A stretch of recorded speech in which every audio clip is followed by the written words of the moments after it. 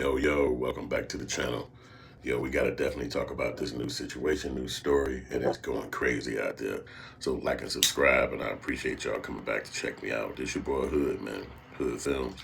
And right now we're about to talk about this young man who went to go have to revenge his kid, which is like really different in America. You don't see that every day. And apparently the kid was killed by the police in Cleveland, Ohio. And it's really crazy because it's like he's 18 years old. He's doing what 18-year-olds do. But still, the police use their whole fear for their life campaign and they shoot the kid. Now, the kid was in a stolen car with his friends. 18 years old. They ride around. Everybody make mistakes when they that young. But when you talk about the KKK members, they shot that boy to death. And it's like really sad. So the father hearing that, he couldn't take it. He couldn't even, think about it. It was too much for him. And so he went out there and revenged his kid.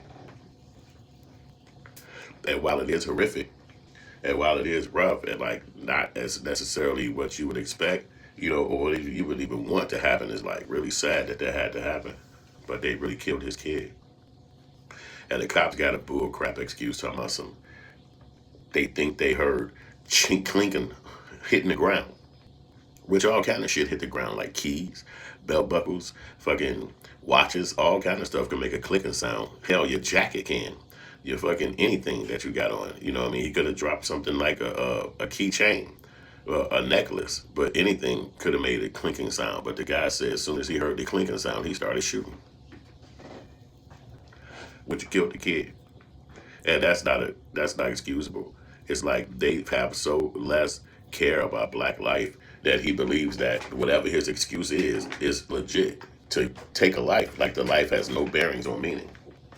All because of how he felt. I felt threatened. I felt scared. I felt the kid was running away from him. So he got shot in the back or the side. He was not coming towards the officer. And we all know that that's the only way somebody could be threatening you. If they running away from you, it's literally no threat. But you're talking about a cop, a coward, who's never had to actually use his might instead of to depress somebody or hurt somebody. And it's just really sad. And I feel sad for the cop who died, who got hit by the car because he had nothing to do with it, except he just represented the police station or the police department.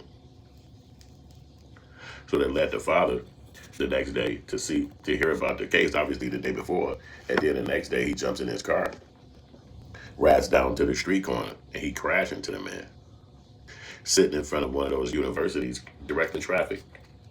And apparently this guy just retired a few months earlier, and he's dead on an off day. Well, basically just trying to make some extra cash. You know what I'm saying? So basically, if he would have stayed home on a retirement, he would have never been dead. But people got to make money. People still love their jobs and stuff. It's just you got to stop at a certain time. And so now he went out and killed this guy. And it's like, whoa. So obviously they got him, and then they all standing in front of the courtroom trying to intimidate him. He's definitely not intimidated. And this brings a larger question as to what do black people do when somebody's trying to murder their family or murder them, or have murdered their family? We see that the justice system is not going to do justice. They're not going to convict these people. They're not going to put them in jail for long terms. Nothing. They're going to let them live and let them continue on. And death is just going to continue on. So it's a message that goes out to the white culture. Okay, so hey, we killed this black dude in Minnesota. Okay, it's probably cool to kill a black dude in South Carolina. Okay, then it's probably cool to kill a black guy in Texas. Then it must be cool to kill a black guy in New York. So it's like a message that go out to all the cops across the country saying that we all together when it come to, I guess, taming this community or domesticating this community with murder. And it's been like that for hundreds of years. So we've gotten used to it. The black people don't really riot and go crazy every time somebody get killed. Plus, they got crazy talking points, which is why you guys so mad at the cops killing somebody but you kill each other all the time, like real crazy talking points. So when it comes to murder, it's okay. It's, nobody. Now, here go somebody who could shoot up a whole school, kill 15, 16 people, and he still get to go to jail. He still gets to get jurisprudence. He get to go through the justice process. But when a black person is just merely running from the police obviously can't catch him. So they're going to sit there and shoot a gun and just bring him down. And then to stop him from going further, now you know the police said that the kid had a gun on him. And it was two other kids or three other kids in the car with him at the time that they all got to running. So they called everybody.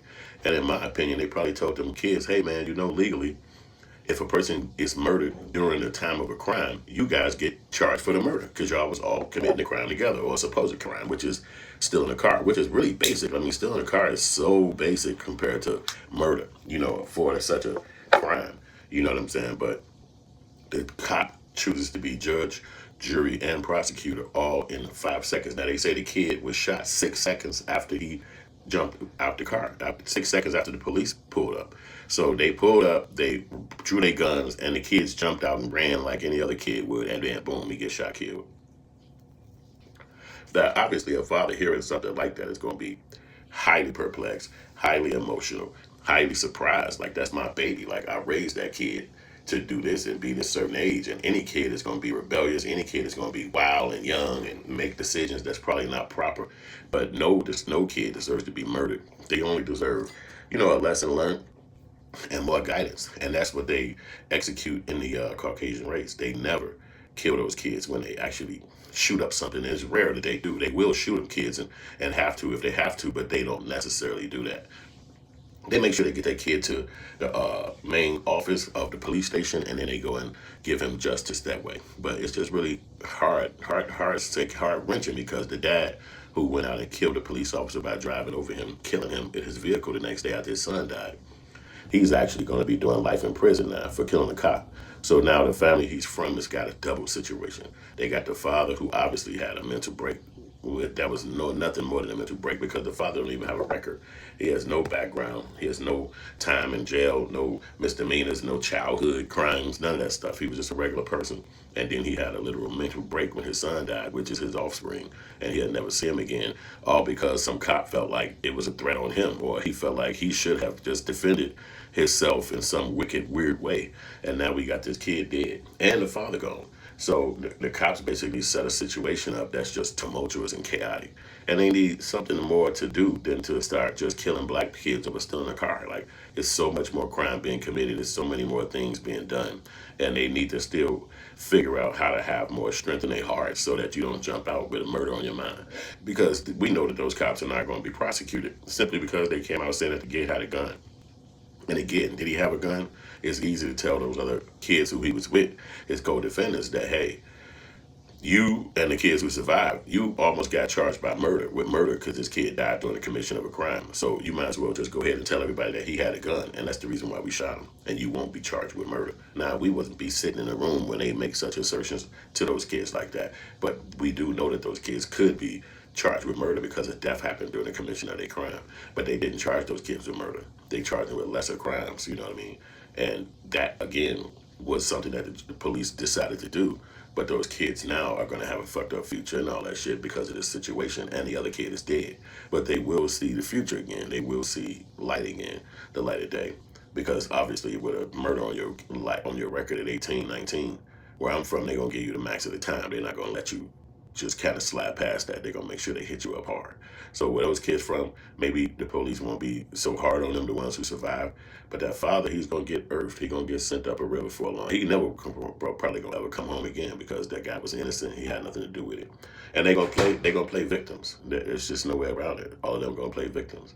So, and that's just what it is. So y'all let me know what y'all think, man. Was that father right for going out and murdering somebody, for murdering his kid? Was the cops wrong for killing that kid, or was they justified because he stole a car? Like, what you think about this case? How horrific is it for you? Should the father be let go because he had a mental issue? And obviously that's the reason why he acted like this, having no crime in his background. What you think should be the answer for this situation? And what would you do if the cops killed your kid? Is this something you would actually come to terms with and say, okay, you know what? I know what to do next. And do you think you could spend 20, 30 years in prison behind defending, or avenging your child? Let me know what you think, man. I appreciate y'all listening and watching.